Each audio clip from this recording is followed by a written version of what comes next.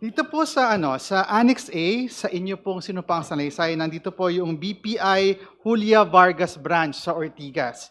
Ito po ba yung may confirmed na transaction dated February 25, 2010, similar to the transaction made by Sammy Uy to Sara Duterte and former President Rodrigo Duterte? I will check on that. Yung kay Sammy Uy kasi account po niya yun na binigay niya na in-encash na manager's checks nila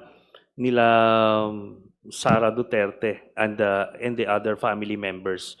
Pero yung sa Julia Vargas, ito yung main account na joint ni Sara Duterte and ni Rodrigo Duterte, Your Honor. Kahapon po kasi nabanggit ko kanina, nag-deposit po ako sa account na ito ng 448 pesos. So we'd like to request the Secretariat to kindly share and show to Senator Trillanes the deposit slip for him to confirm if this is the said joint account ni VP Sara Duterte and former President Rodrigo Duterte. Comsec, please approach Honorable Sendanya. You will be showing the deposit slip to Senator Trillanes for his confirmation whether the accounts are the same. The deposit was made yesterday, April 21, 2026, and the amount was 448 pesos.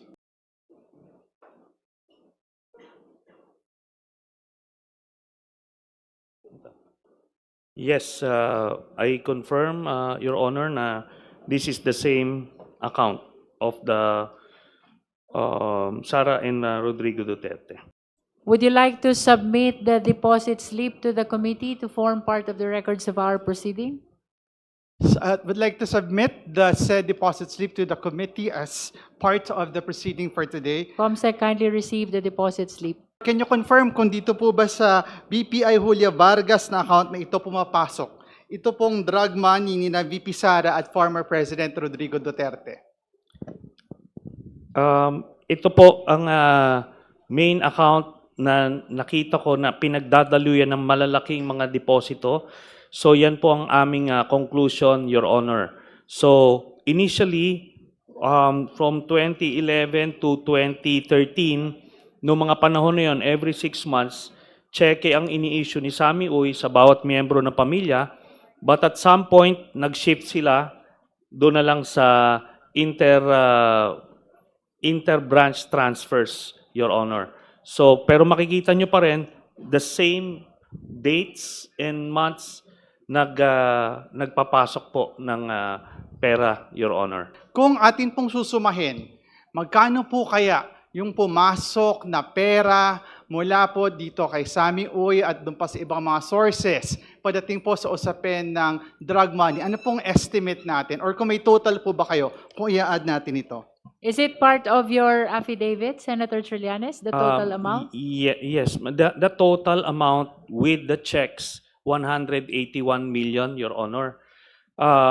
Pero yung sa main account, yun yung 2.4 billion pesos.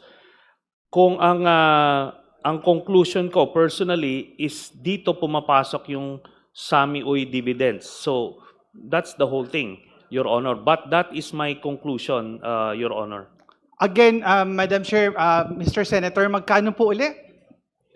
Bali 2.4 billion pesos yung pumasok sa mga accounts ni Sara Duterte and Digong Duterte, Your Honor.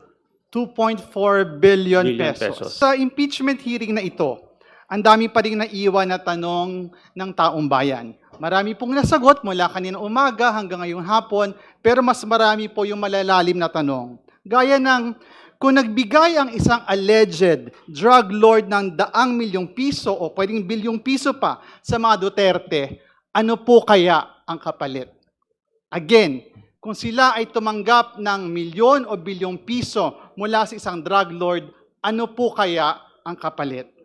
Pero po, itong tanong na ito, we can answer at patuloy natin sasagutin in the future. Pero ang sigurado ho tayo ngayon, ito ang sure tayo, walang nag-reflect na bilyong-bilyong piso sa SALN ni VP Sara.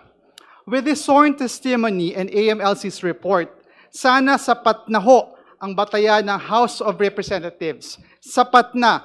We have already established enough probable cause in this impeachment case against the Vice President. Dapat po sagutin ito ni VP Sara sa Senado at dapat po siyang managot sa taong bayan. Thank you very much, Madam Chair.